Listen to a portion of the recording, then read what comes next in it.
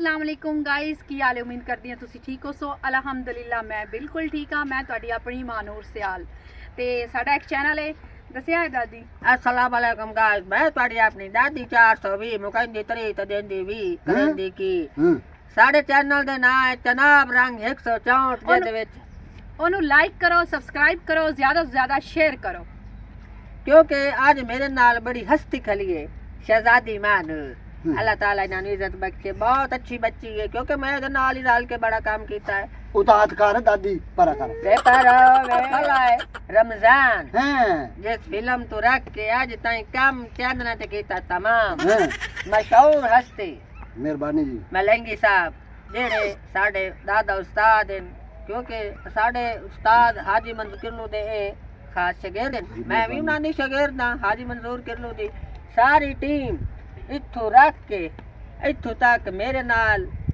मार मकबूल, मेरे नाल जप्पा साहब अब्बास जिंदाबाद, प्यारे शेबी शाकी अक्सर मैं कुट्टी रखनिया नानू विच कुड़ियां नाल, कदी छोटिया नाल, कदी बकरा नाल, कदी लत्ता नाल। दादी क्यों मरेंदे हो तुसी ना? ना दे गुनाह हुंदे गुनाह होंदे कीते करो, हया ना कीता गुनाह करो। कीते करो, कोई अल्लाह को डरे करो। अख नहीं लग ए बुढ़ड़ी थमानी है मैं कर सकदा है ए पर हो हाय हाय हाय ये तो हुण कब्जा जमावे नूरो मस्त दादी ये दसो वे ठरोक तो नहीं पूरा करो और जब करे ए दा ठरो कगा अच्छा चुप करो।